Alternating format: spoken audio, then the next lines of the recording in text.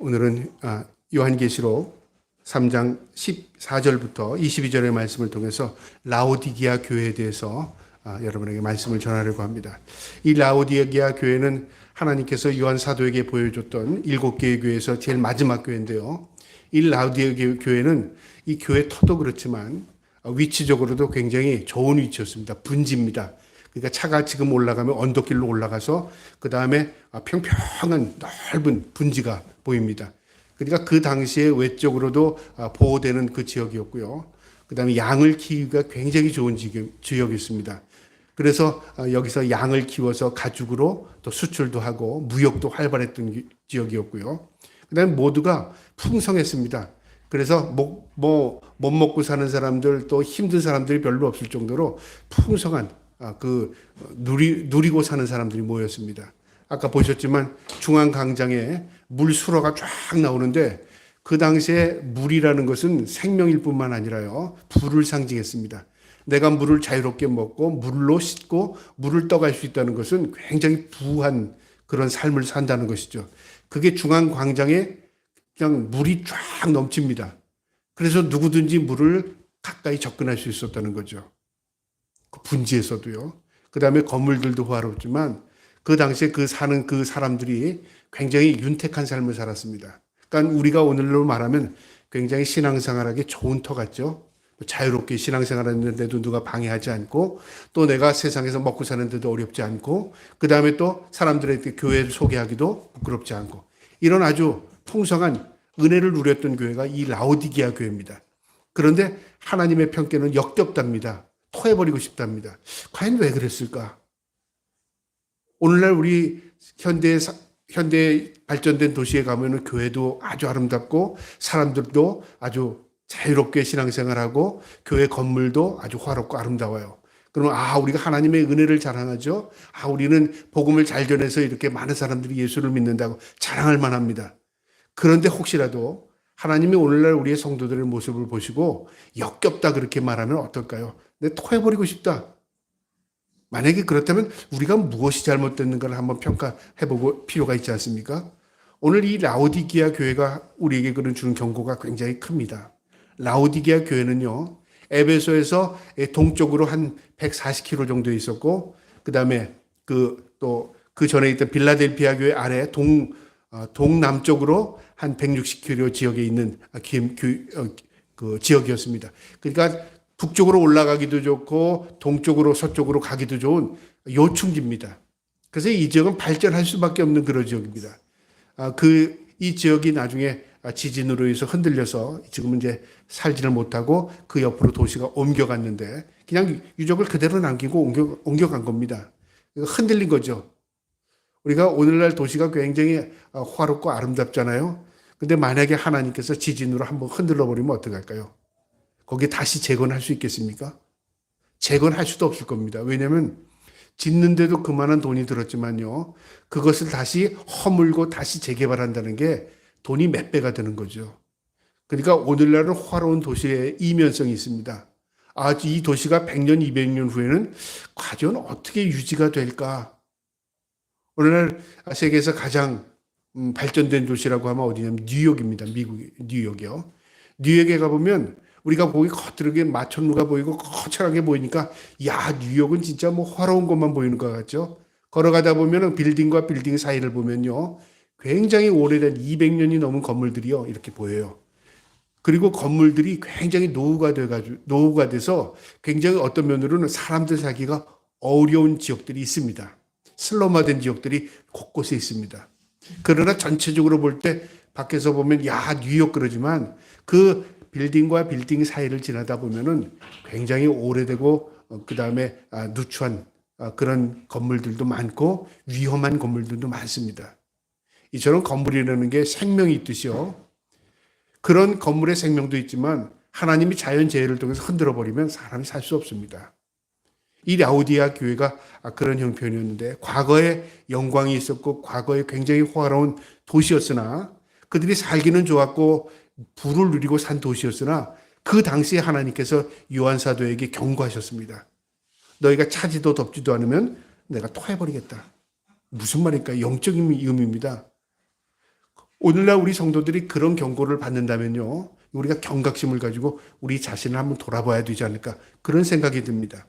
그래서 오늘 이 말씀은 우리의 삶에 좀 적용을 해야 될 부분이 참 많은데요. 먼저 본문을 보면서 말씀을 드리도록 하겠습니다. 14절에 보면 라오디게아 교회 사자에게 편지하라. 아멘이시오, 충성되고 참된 증인이시오. 지금 예수님의 모습이 이처럼 각각 교회마다 다르게 표현되죠. 어디에서는 좀 엄한 분으로, 어디에서는 창조주로, 어디에서는 심판주로, 어디에서는 참 사랑이 많으신 분으로 이렇게 표현됩니다. 이 라오디게아 교회의 예수님의 표현은요, 진실하신 분으로 표현합니다. 아멘, 변함이 없으시다 그 말이죠. 우리가 기도할 때 아멘, 예배 때 아멘 그러잖아요. 변함 없으십니다. 진실하십니다. 그런 의미죠. 맞습니다. 그런 의미입니다. 아멘이시오, 충성되고 참된 증인이시오. 하나님의 창조의 근본이시니, 하나님의 창조의 근본이시니 하나님이시다 그 말이죠. 하나님이심에도 불구하고 진실하시고, 하나님이심에도 불구하고 충성되시고, 하나님이심에도 불구하고 변함이 없으시다. 이게 하나님의 성품입니다. 그래서 하나님께서 우리 인간을 창조하시고 하나님의 형상, 하나님의 모양을 따라 만들었답니다. 그러니까 인간은 어떻게 만들어졌냐면요, 모든 피조물 가운데서 하나님의 모양을 가장 닮게 만든 거죠. 그럼 하나님의 모양을 닮았다는 게 뭘까요? 외모를 표현하는 게 아닙니다. 정직하고 진실하고 올바르고 정의를 구현하고 하는 거죠. 하나님의 성품이 공의와 정의니까요. 그런데 사탄은 어떻게 만듭니까? 죄악되게 만들고 타락하게 만들고 더럽게 만들고 추하게 만들고 거짓되게 만들고 미워하게 만들고, 이게 모두 사탄의 전략입니다. 그러니까 하나님의 성품을 담은 인간을 타락시키는 게 사탄의 본 그 업입니다. 오늘날 우리가 얼마나 타락했을까요? 그 타락의 기준을 우리는 서로 비교하면 잘 몰라요. 그냥 거의 비슷비슷하니까요. 그런데 100년 전의 사람과 200년 전의 사람과 비교해보면 조금 모양이 보입니다. 우리 어릴 때 순수성이 좀 있었잖아요. 그런데 지금으로부터 30년, 40년, 10년이라도 할지라도요, 그 과거와는 생각하는 것도 다르고, 그때 당시에는 굉장히 놀랬던 것들이 오늘날은 어떻게 되냐면 보편화됐습니다. 그게 뭐의 잘못이야? 그게 죄야? 그렇죠. 그런 시대에 우리가 살고 있습니다. 그러니까 의식이 물들어가고 의식이 타락해 가는 겁니다. 누가 그 일을 하냐면요, 사탄이 우리 의식을 계속 타락시키는 겁니다. 하나님은 변치 않으십니다. 그 변치 않는 하나님, 아멘이신 하나님, 진실하신 하나님께서 이 라오디게아 교회에 경고하시는데요. 15절에 내가 내 행위를 아노니. 여러분, 행위라는 게 뭘까요? 우리 행동하는 모든 삶의 영역이 행동이죠. 행위죠. 내 삶을 보신다 그 말이죠. 우리는 간혹가다 하나님이 우리의 업적을 보시는 것으로 착각해요. 내가 하나님 이거 드렸습니다. 내가 하나님 이렇게 행했습니다. 내가 이런 업적과 공로를 쌓습니다. 만들었습니다. 하나님 영광 받아 주시옵소서. 만약에 그런다면 하나님이 어떻게 하실까요? 너 나를 우습게 여기냐? 네가 지금 세상에 있는 걸 만들어가지고 날 주면서 창조주인 나에게 그것을 주면서 내가 영광을 받으라고 한다면 너를 지금 나를 뭘로 여기는 거냐? 그런 말이죠. 하나님 모든 것의 주인이신데 우리가 마치 하나님께 영광을 만들어서 드리는 걸로 착각을 하고요. 내가 영광을 어떤 걸 해서 그것을 영광에 하나님 받으시는 걸 착각해요. 여러분, 가장 영광스러운 건 뭐냐면 피조물이 하나님의 영광, 피조물답게 사는 것입니다. 그러니까 하나님이 기뻐하는 삶을 사는 게 가장 영화롭고 영광스러운 삶을 사는 것입니다. 그게 하나님의 영광이 됩니다. 이 라오디게아 교회는 하나님께서 행위를 보는 것을 몰랐어요. 그런데 하나님이 내 행위를 안다 그 말이죠. 내가 보다. 내가 차지도 아니하고 뜨겁지도 아니하도다. 내가 차지도 뜨겁지도 아니하기를 원하노라. 하나님은 뭘 보셨냐면 그 행위를 봤는데 너는 내가 보는 기준으로 보면 너는 이것도 저것도 아니야 그 말이죠. 왜 차지도 덥지도 않다고 얘기했냐면요, 그 지역에는 온천수가 나는 지역이었습니다. 그 위에 산 위에서요. 온천수가 내려오고 그 다음에 아래에 있는 하천에서는 찬물이 흐릅니다. 이것이 서로 합류돼서 흐르면서 물을 미지근하게 만드는 거죠. 그러니까 이건 먹을 수도 없는 물이고 생활 용수로서 사용하기가 좀 그런 용도입니다. 그러니까 차라리 온천수가 뜨거우면은 이것을 온천수로 사용하기도 하고 또 차면 우리 식수로 사용할 수도 있는데 이게 섞여버리니까 부에서 뭔가 이 물로서 가치를 떨어뜨리는 거죠. 그래서 비유로 말씀하신 겁니다. 이 비유의 말씀은요, 우리의 신앙, 영적인 신앙을 상징합니다. 이것도 저것도 아니에요. 세상 사람인 것 같으면서도 세상 사람처럼 살지도 않고, 세상 사람처럼 살면서 또 믿음 있다고 하고, 믿음 있는 것 같으면서도 세상 사람처럼 살고. 오늘날 우리가 그렇잖아요. 그러니까 믿는 사람들끼리 모이면 우리 믿는 사람이야 그렇게 얘기하고, 세상 사람이 보면 우리는 세상에서 똑똑하고 영리한 사람이야 라고 말하며 산다는 뭐가 다를까요? 세상 사람, 우리가 믿는 사람이라고 세상에서 미련하게 살라는 게 아닙니다. 지혜롭게 살아야 합니다. 근데 우리는 세상에서 똑똑하게 살려고 그래요. 믿지지 않고 살려고 그래요. 세상 사람처럼 지배하고 살려고 그래요. 아니, 세상 사람처럼 사람보다 더하며 살려고 하는 거죠. 이게 문제라 그 말이죠. 이 라오디게아 교회 성도들이 이런 형편이었습니다. 물질 만능, 그 다음에 풍요를 누리고 사니까 뭐 다 너희도 그렇게 살고 우리도 그렇게 살아.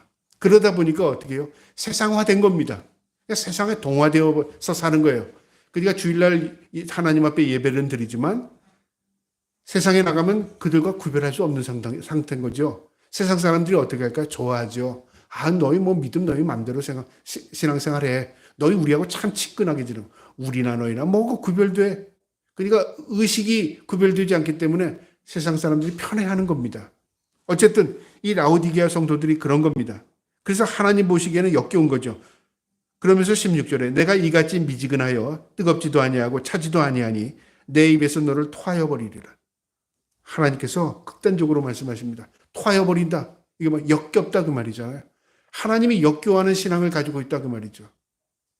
오늘날 우리의 성도들의 모습 가운데, 제 모습 가운데 이런 모습이 있지 않은가 한번 생각해 봐야 합니다.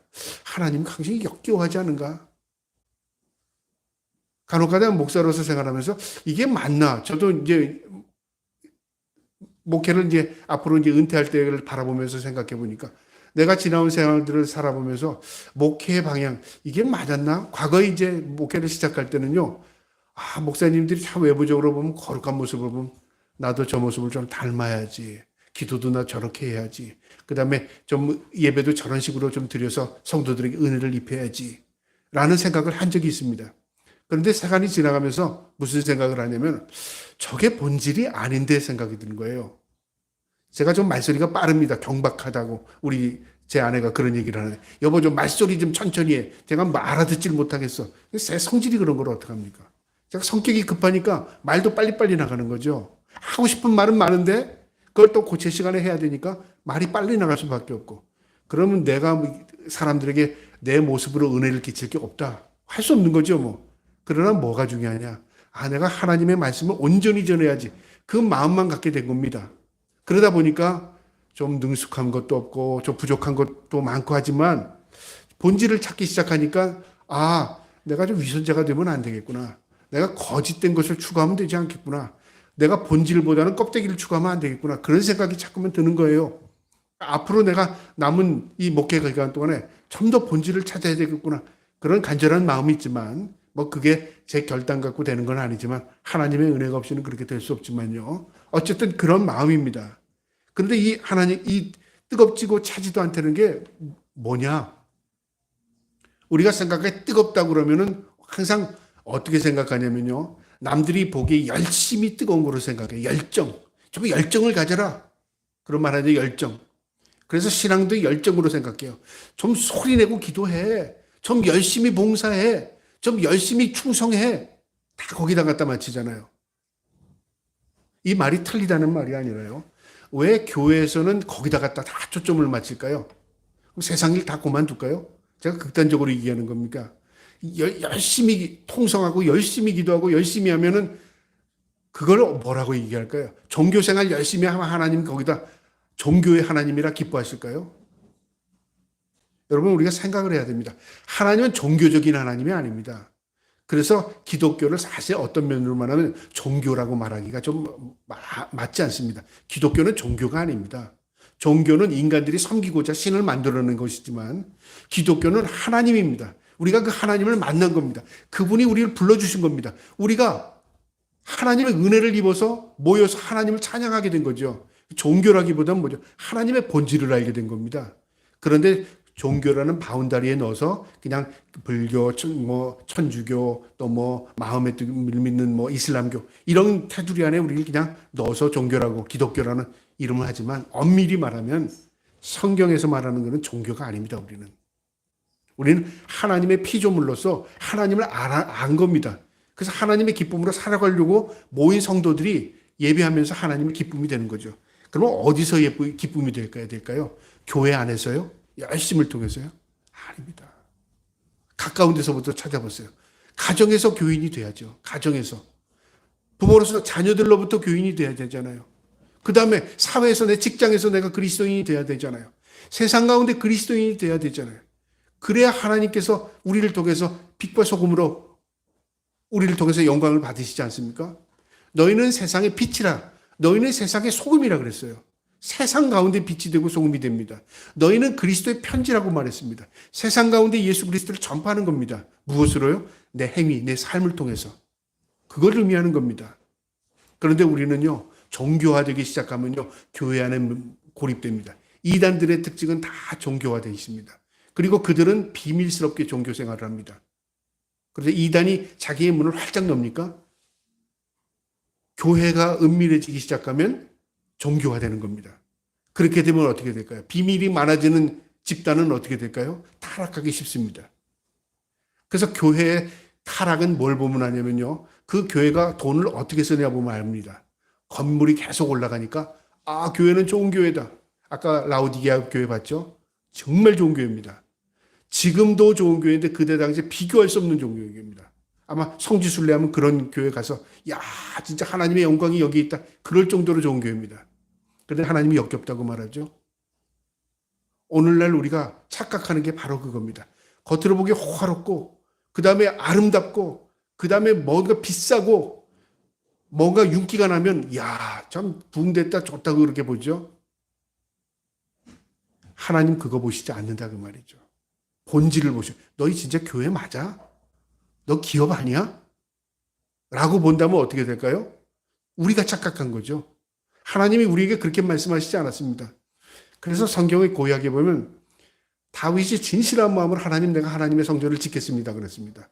그런데 다윗에게 하나님께서 한 번에 생각해 볼 게가 아닙니다. 짓지 마 그랬습니다. 하나님께서 그 다윗의 능력을 무시해서 하나님이 다윗에게 짓지 말라고 했습니까? 아닙니다. 일단 중요한 게 하나님 성전 안에 계시지 않는다고 그랬습니다. 거기에 고립되는 하나님이 아니라 그 말이죠. 너희가 그 성전을 짓게 되면 거기에만 하나님이 계시는 걸로 착각할까 봐 그것 때문에 그런 것입니다. 두 번째로 성전을 짓게 되면 어떻게 돼요? 영광은 누가 받으셨죠? 그걸 지어놓고 영광을 누가 지었지? 라고 생각할 수 있고요. 그게 하나님 모신다고 착각할 수 있어요. 오해될 수 있다 그 말이죠. 그 다음에 또 세 번째는 다윗이 거룩하지 못하다 그 말이죠. 다윗이 전쟁을 많이 해서 피를 많이 흘렸어요. 그 손으로 하나님의 전을 짓는다는 거 맞지 않는다. 그러니까 하나님께서 여러 가지로 그에게 짓지 말라고 했지만 하나님의 의도가 있었다 그 말이죠. 하나님을 알게 하는 건 성전이 아니었다 그 말이죠. 하나님은 너희와 어디든 함께 하시고 전쟁에 나갈 때도 하나님이 앞서가시고 우리와 함께 동행하시고 우리를 지키시고 보호하시는 분이라 그거를 하나님이 하게 하시기 위해서 하나님이 나는 라파다, 난 샬롬, 난 니시 이렇게 하나님께서 이스라엘 백성들과 함께 하심을 통해서 이스라엘이 하나님을 알아갑니다. 하나님 우리와 함께 하신다. 여호와 샬롬. 전쟁에서 승리한다. 여호와 니시. 이런 식으로 하나님을 알아가면서 이름을 붙여나가는 겁니다. 그게 하나님의 인격을 알아가는 거죠. 그러니까 신앙을 통해서 믿음을 통해서 우리가 하나님을 알아가는 겁니다. 그래서 하나님께서 성전 짓지 말라고 했어요. 그러나 그걸 완전히 거절하지 않고 네 아들 때에 가서 내가 허락하겠다 그랬어요. 그래서 다윗은 준비해주고 솔로몬 때 그 성전을 짓게 하신 겁니다. 그 이후에 성전이 지어지고 무너지고 지어지고 무너지고 반복하는데요. 그 지어질 때는 화롭게 지어졌지만 무너질 때는 처참하게 무너집니다. 이스라엘이 다 흩어집니다. 하나님이 능력이 없어서 성전을 지키지 못한 게 아니라 인간의 타락으로 인해서 성전이 파괴된 겁니다. 오늘날도 마찬가지입니다. 우리는 건물 중심의 신앙이 되어가지 않는가. 그거 하나님 앞에 회개해야 됩니다. 라오디게아 교회처럼요. 그들은 뜨겁지도 차지도 않았답니다. 미지근해서 하나님 토해버린다고 하시면서 그들에게 이렇게 경고하십니다. 17절에요. 내가 말하기를 나는 부자라 부유하여 부족함이 없도다.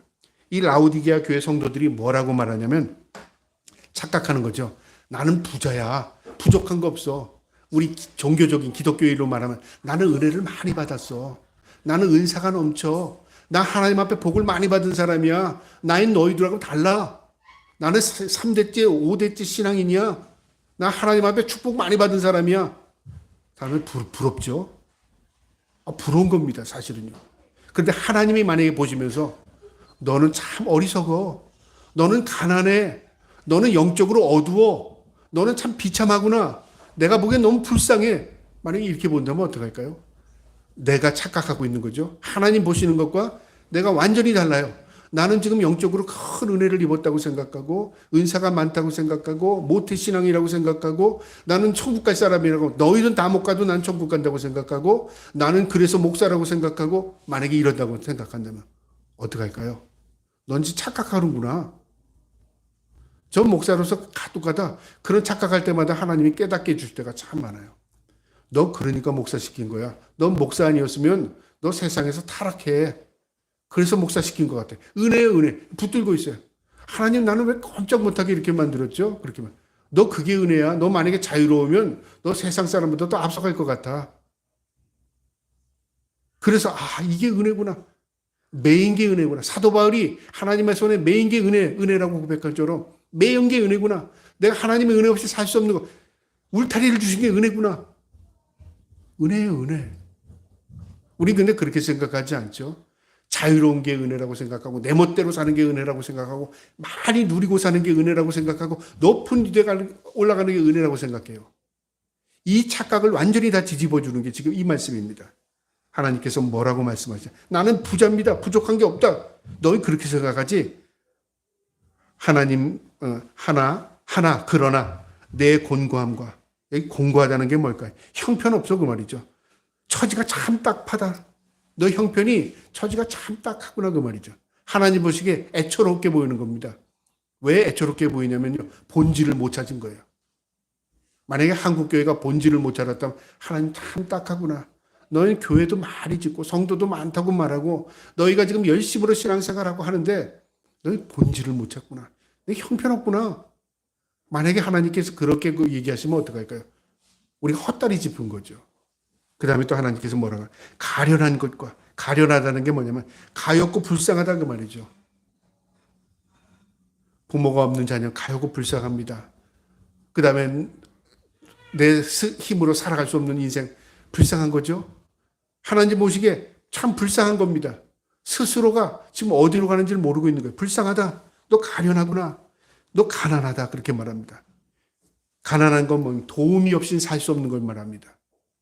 하나님의 도우심 없이는 살 수 없는데 그들은 지금 뭐냐면 난 부자입니다. 하나님 없어도 괜찮아요. 우리가 말은 그러지 않지만요.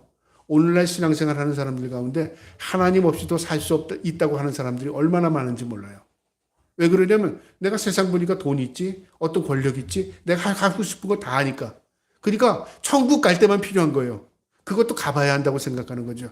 일단 천국 갈 때 그 티켓만 하나 발행해 주세요. 지금 내가 사는 데는 하나님 없어도 내가 충분히 삽니다.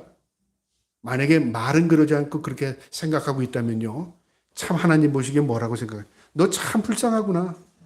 그 다음에 눈 멀었다면 눈이 멀었대요. 볼 수 없다는 거죠. 눈이 멀면 볼 수 없죠.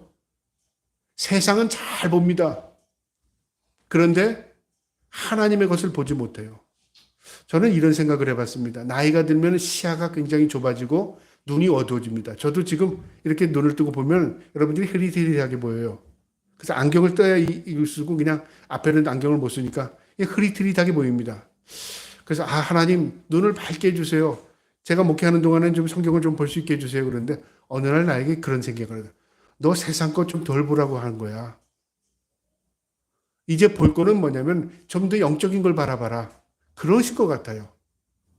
우리가 나이가 들면은 좀 눈이 어두워지잖아요. 그게 우리 생물학적으로도 눈이 어두운 거지만 영적으로 보면은 이제 좀 더 가치 있는 걸 봐라 그 말이죠. 이제 더 중요한 걸 좀 봐라 그 말이죠. 생명된 걸 봐라. 그런 의미가 아닌가 생각해요. 이제는 좀 돌아치지 말고 꼼짝 없어도 네가 묵상하면서 의자에 앉아서 기도해라. 우리가 나이가 들면은 좀 행동이 둔해지고 눈도 어두워지고 허리도 굽고 생활의 좀 범위가 좁잖아요.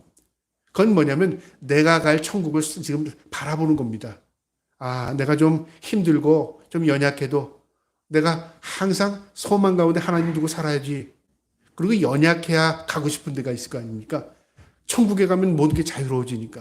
그런 소망을 갖게 하는 게 아닌가. 제 나름대로 그냥 그런 생각을 해봅니다. 어쨌든 이 라오디게아 교회는요, 착각하고 있는 겁니다.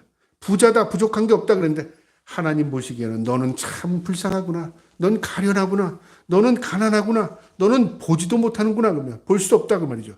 그 다음에 또 5번째는요, 벌거벗었구나 그러면. 벌거벗었다는 건 뭐예요? 수치입니다. 수치. 근데 부끄러운 걸 몰라요. 예수를 믿는데도 온전히 믿는지 못한 부끄러운 걸 몰라요. 오늘날 우리가 그런 사람들이 얼마나 많은지 몰라요. 세상 사람들이 욕하는데 부끄러운 줄 모르고 마치 그게 신앙의 절개라고 착각합니다. 마치 신앙이 좋은 것을 착각합니다. 여러분, 부끄러운 건 다 똑같이 부끄러운 겁니다. 그렇죠? 세상 사람들은 부끄러워하는데 우리는 자신 있는 게 있습니까? 우리가 간혹가다 정상적인 사고를 자꾸만 영적인 것으로 포장하면서요, 잘못된 사고를 가지려고 해요. 여러분, 부끄러운 거는 다 부끄러운 겁니다. 수치를 드러내면서도 자신은 영적으로 착각하고 있어요. 광화문에서 지금 이런 일들을 벌어지면서 거기서 한 목사님이 자신이 가지고 있는 재산, 자신이 가지고 있는 그 더러운 추악한 짓들을 하면서도 그거는 자기는 돌아보지 않나 보죠. 그런 거 볼 때 부끄럽습니다. 부끄러워 진짜. 아, 세상 사람들이 뭘 욕하고 있는지, 세상 사람들이 앞장서서 뭐 하는 거 그거 보는 게 아닙니다. 너나 잘해라 그 말이죠. 여러분, 우리가 부끄러운 건요, 세상 사람들이 합니다. 우리가 깨끗하게 살고 거룩하게 살면요, 세상 사람들이 말 안 해도요, 그들이 더 칭찬하고 그들이 더 부러워합니다. 우리하고는 다른 사람들이야. 저 사람들은 진짜 우리하고는 지금 방향이 달라. 그렇게 느낍니다. 그게 복음을 전하는 거, 그게 행위를 보는 거죠. 근데 우리도 추잡하게 살면서 세상 사람들을 욕하고 세상 사람들에게 뭐를 예수 그리스도를 전한다면 누가 욕을 먹죠? 하나님의 앞에 먹칠을 하는 겁니다. 하나님을 욕되게 하고 있습니다. 너희 진짜 내가 토해버리고 싶다 그 말이죠. 그러면서 눈먼 것과 벌거벗은 걸 알지 못하는구나. 영적으로 너 완전히 어둡구나. 18절에 내가 너를 권하노니 내게서 불러 연단할 금을 사서 부하게 하고, 여기 금을 사서 부하게 한다는 게 무슨 의미냐면요, 금은 숫도 99토가 되기 위해서 계속 불에다가 이걸 풀무질을 합니다.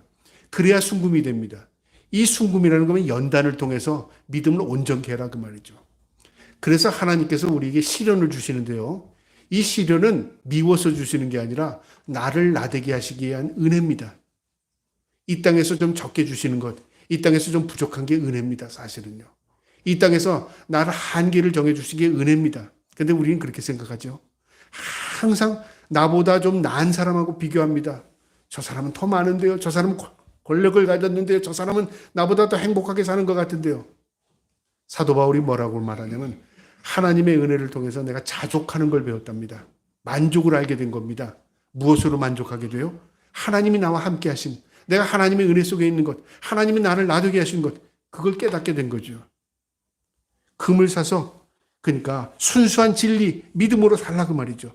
부요하게 하고, 흰 옷을 사서 입어 벌거벗은 수치를 보이지 않게 하고, 흰 옷은 뭐냐면 거룩입니다. 순수함, 구별된 것.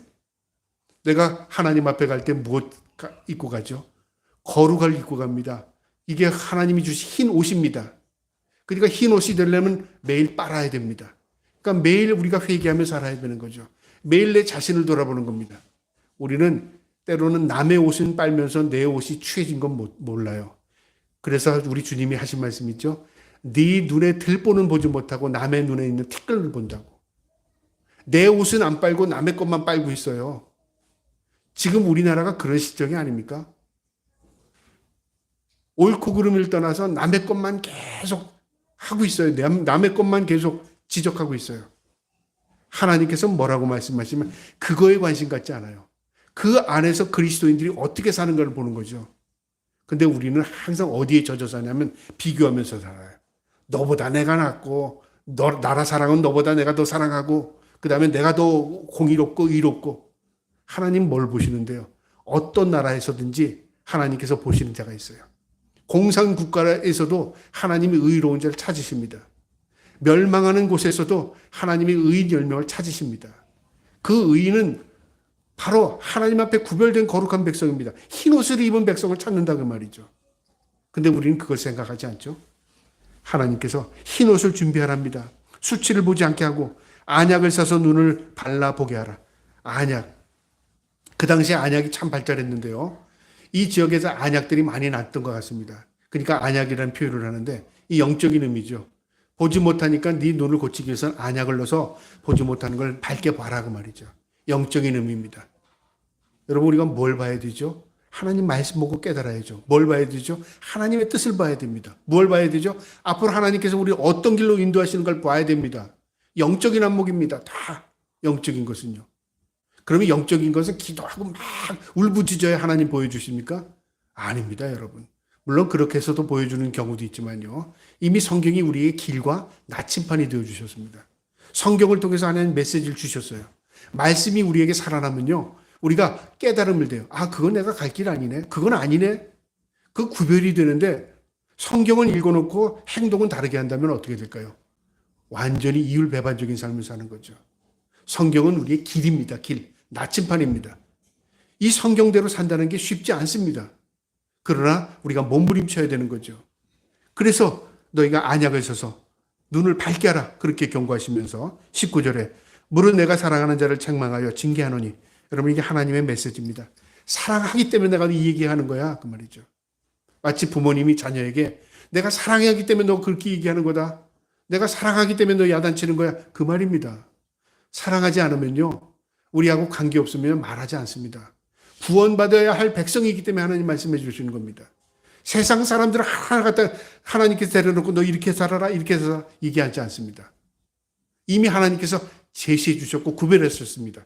구별된 백성에게 말씀하시는 겁니다. 너 그렇게 살면 안 돼. 너 이거 생각하면 안 돼. 너 올바로 봐야 돼. 그 얘기하시는 겁니다.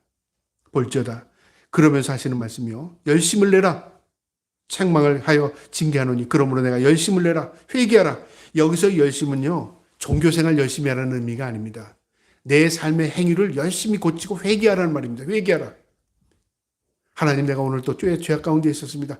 하나님 내가 오늘도 잘못된 걸 추구했습니다. 하나님 오늘도 내가 세상 사람과 비교하고 살았습니다. 하나님 내가 오늘도 원망하고 불평했습니다. 하나님 내가 오늘도 감사가 없었습니다. 하나님 내가 오늘도 하나님 앞에 구별된 백성으로 살지 못했습니다. 할 게 얼마나 많아요. 내 자신을 돌아보면 할 게 얼마나 많은지 몰라요. 근데 우리는 내 자신은 돌아보지 않고 남을 자꾸만 얘기해요. 내 자신을 자꾸만 돌아보다 보면요. 무엇이 잘못됐는가 답이 다 내 안에서 나옵니다. 아, 내가 참 올바로 살지 못했구나. 내가 참 거룩하지 못했구나. 내가 구별되지 못했구나. 아, 내가 욕심스러웠구나. 내가 세상 사람과 구별하면서 잠깐만 하나님 앞에 달라고 했구나. 이런 생각이 든다니까요. 그래서 열심을 내라. 내가 회개하라 그렇게 말씀하십니다. 20절에 볼지어다. 내가 문 밖에 서서 두드리노니 누구든지 내 음성을 듣고 문을 열면 내가 그에게로 들어가 그와 더불어 먹고 그는 나와 더불어 먹으리라. 문 밖에서 두드린답니다. 하나님께서 이스라엘이 타락할 때는 선지자를 통해서 외치게 하셨거든요. 돌아오라, 회개하라 그렇게 말씀하셨어요. 이건 외침입니다. 그러니까 모든 회중을 통해서 하나님께서 외칩니다. 말씀을 통해서 돌아오라, 하나님께 회개하라 하죠. 문 밖에서는 두드린다는 건 개개인입니다. 그 개개인의 심령에 두드리는 겁니다. 이건요 급하다 그 말이죠. 빨리 문을 열어라. 근데 왜 문을 열고 들어가지 않고 문을 두드릴까요? 하나님의 인격이 이 안에 있습니다. 문은요 모든 문고리는 안에서 잠겨 있습니다. 안에서 집주인이 열어줘야 문이 여는 거죠. 밖에서 강제로 열 수 없습니다. 우리 주님은 밖에서 놓고 하십니다. 문은 내가 열어요. 내가 마음의 문을 열고 예수 그리스도를 나의 주로 받아들이는 겁니다. 주님이 내 삶의 주인 되어주세요. 주님이 내 삶을 이끌어주세요. 주님 내 생각을 고쳐주세요. 주님 내 마음을 주장해주세요. 그래서 내가 내 삶의 주인이 아니라 예수 그리스도께서 내 삶의 주인 되게 내가 문을 여는 겁니다. 그러면 어떤 생각이 들까요? 주인이 되면은요, 그 줄 불만이 없어집니다. 주인이 되면 후회가 없어집니다. 주인이 얼마나 억울한 게 없습니다. 주인이 하셨는데요. 주인이 주셨는데요. 주인이 이끄셨는데요. 그냥 순종밖에 없습니다. 주인. 그러니까 주인으로 모시라는 겁니다. 문을 열면 내가 그에게 더불어 들어가 그와 더불어 먹고 그는 나와 더불어 먹으리라. 그와 함께 그 집에 살겠다 그 말이죠. 그와 함께 그의 삶을 이끌어 가시겠다 그 말입니다. 그러니까 라오디게아 교회가 세상에 도취되어 있는 겁니다. 너무 살기 좋아요. 내가 신앙생활하는데 부족함 없어요. 그냥 내가 뭐 남에게 어떤 억압도 없어요. 그러니까 여기가 좋사오니 그런 거죠. 세상 사람처럼 살면서 교회에 가서 신앙생활하고 아무 불편함이 없죠. 근데 주님께서 역겹다고 말하죠. 너 정신 차려. 회개해. 주님 오실 날이 다가왔어. 문 앞에서 좀 두드리는 거야. 너 세상 사람처럼 살면 안 돼. 그 말이죠. 어떻게 가야 된다고요? 흰옷 입어. 구별해라 그 말이죠. 거룩한 백성으로. 금처럼 너 순수한 신앙을 가져라. 그 다음에 또 어떻게 하라고요? 안약을 사서 영적인 거 바라봐. 그렇게 말씀하시는 거죠. 21절에 이기는 그에게는 내가 보좌에 함께 앉게 하여 주기를 내가 이기고 아버지 보좌에 함께 앉은 것과 같이 하리라. 이기는 자는 너와 함께 내가 하늘나라에서 내가 보좌에 앉아서 다스릴 때 너 함께 하겠다 그 말이죠. 하늘나라 백성 삼겠다 그 말입니다. 귀 있는 자는 성령이 교회들에게 하시는 말씀을 들을지어다. 깨어라. 그리고 하나님의 말씀을 들어라 그 말이죠. 오늘 이 말씀에서 주는 교훈이 있는데요. 우리가 영적인 교만에 빠지면 세상을 거꾸로 이해하게 됩니다. 영적인 안목에 잘못되면 착각하게 되는 거죠. 아, 내가 다른 사람보다 잘 사니까 좀 나는 하나님 앞에 축복을 받았구나. 우리 애들이 좀 잘 풀리는 것 같으니까 아, 나는 하나님 앞에 은혜를 입었구나. 틀리다는 얘기가 아닙니다. 그런데 그게 전부라고 생각하면 착각입니다. 왜 착각이냐면 세상이 영원한 게 아니기 때문에 그렇습니다. 우리가 가야 할 곳은 우리가 이 땅에 있는 곳이 아닙니다. 영원한 곳이 아니라고 말이죠. 때로는 풍파가 오기도 하고요. 때로는 고통스럽기도 하고 때로는 절망을 하기도 합니다. 그러나 그 가운데 하나님의 보이지 않는 손길이 있다 그 말이죠.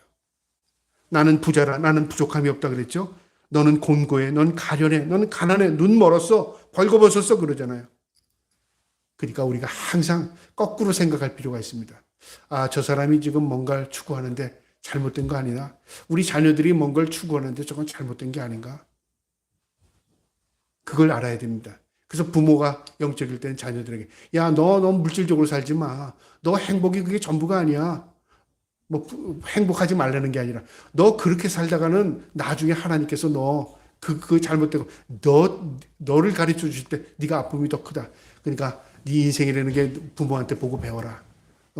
내가 내 경험만 가지고도 충분하니까 너 보고 실수하지 마라.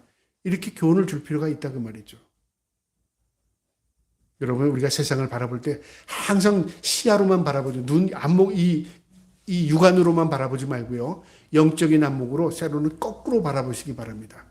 가난한 자가 부자가 많고요. 부자일 수도 있고요. 그 다음에 연약한 자가 강한 자일 수도 있고요. 별 볼 일 없는 자가 하나님이 기뻐하는 자가 있어요. 그 다음에 오늘 이 말씀의 교훈은 우리가 이 땅에서 주신 하나님의 은혜를 잘못 이용하게 되면요. 잘못 이해하고 잘못 이해하면 오히려 신앙의 독이 될 수가 있습니다. 나는 부유합니다. 나는 재능이 많습니다. 나는 은사가 많습니다. 하나님 난 능력이 있습니다. 이게 오히려 독이 될 수도 있어요. 하나님 난 능력 없습니다. 난 부족합니다. 난 연약합니다. 이게 강한 겁니다. 성경은요. 선지자들이나 하나님의 일꾼들이 난 능력 있습니다. 난 재능이 있습니다. 하나님 난 능력 보고 쓰셨죠? 이런 거 없습니다. 모든 선지자들 예외 없습니다. 난 부족합니다. 난 연약합니다. 왜 나 같은 자를 썼습니까? 나는 말도 못합니다. 하나님 나는 사람들이 별 볼 일도 없습니다. 다 그랬습니다. 모세도 난 말 못해요. 사도 바울도 나 같은 존재를 다 이사야도 하나님 앞에 섰을 때 하나님 내가 죄인입니다. 난 부끄럽습니다. 모두가 하나님 앞에요. 그런 존재들 앞에 씁니다. 이게 하나님의 은혜를 입는 겁니다. 근데 오늘날 많은 사람들 가운데는 능력을 자랑하는 사람들이 있어요. 저도 목회 시작할 때 하나님 능력 달라고 기도했어요. 하나님 능력이 되어 주시옵소서. 능력 주시옵소서. 근데 깨달으셨어요. 아, 내게 능력을 주셔서 내가 일하는 게 아니라 하나님 함께하는 게 능력이구나. 하나님은 은사를 달라고 또 기도했어요. 은사를 달라고. 근데 하나님께서 어느 날 설교를 하는데 내가 써는 원고가 싹 없어져 버렸어요. 설교 시간은 됐는데 원고가 없어졌어요. 큰일 났잖아요. 근데 사람들은 지금 몇백 명 있는데 부교육자 시절에요. 나가야지 어떻게 시간이 됐는데. 나갔어요. 원고도 없이 설교를 하는데 그날 목양실에 딱 있는데 어느 집사님이 찾아왔어요. 오늘 아침에 설교한 거 목사님 그거 원고를 좀 주셨으면 좋겠어요. 왜요? 그거 우리 그 교회 그 책자에 좀 실게요. 원고가 없는데요. 원고 없이 설교하셨어요. 예, 원고 없었는데요. 그랬어요. 그 이후에 제가 깨달았어요. 원고가 설교하는 게 아니라 하나님 붙들어 주셔야 되는구나. 여러분, 우리에게 있어서 재능이 우리의 걸림돌이 될 수가 있습니다. 하나님 우리 재능을 보시고 우리를 사용하는 게 아닙니다. 뭘 보시고 사용하세요? 우리의 연약함, 우리의 부족함, 우리의 나약함을 하나님 쓰십니다. 저와 여러분이 늘 하나님 앞에 겸손하게 사시기를 주님의 이름으로 축복합니다. 마지막 오늘 이 말씀은요. 어정쩡한 믿음으로 살면 하나님 마음을 아프게 하는 겁니다. 미지근하고 차고 덥고 어정쩡한 그건 나는 안 괴롭습니다. 내가 어정쩡하면요. 여기에도 잘 친하고 저기에도 흡수력이 있고 여기에도 융통성 있게 살아가고 아무 부족함이 없어요. 세상 사람들하고도 잘 어울리고 믿는 사람들하고도 잘 어울리고 뭐에 능력 있는 거죠. 하나님이 역겨워하실 수 있다 그 말이죠. 왜요? 이것도 저것도 아닌 거죠. 안 믿는 사람들한테 가서는 안 믿는 사람보다 더하고 못된 사람들한테 가서는 못된 것을 더 아주 발전시키고 그 다음에 세상이 추구하는 것보다 더 악한 것을 추구하고 이렇게 하면서 하나님을 섬긴다고 한다면 하나님은 어떻게 생각할까요? 하나님이 아파하십니다. 하나님 우리 아버지시니까요. 자식이 타락하면 부모의 마음을 찢게 만드는 겁니다. 그렇죠? 그래서 자애의 심리적인 요소는 뭐냐면요. 내 사랑하는 사람을 아프게 할 때 자애하는 겁니다. 내가 자애함을 통해서 나를 사랑하는 사람을 어떻게 하면 고통을 주는 거죠. 이 심리적인 기제입니다. 여러분, 우리가 미지근하면 하나님이 아파하십니다. 우리가 어정쩡하면 하나님이 아파하십니다. 저와 여러분이 다른 건 몰라도요. 늘 하나님에 대한 의식을 갖고 살기를 축복합니다. 역겨운 신앙, 위선적인 신앙, 어리석은 신앙, 하나님이 역겨워하십니다. 하나님이 아파하십니다. 늘 하나님 앞에 분명한 믿음을 가지고 하나님 앞에 열정적인 신앙을 가지고 살아갈 수 있는 저와 여러분 되기를 주님의 이름으로 축복합니다. 아멘.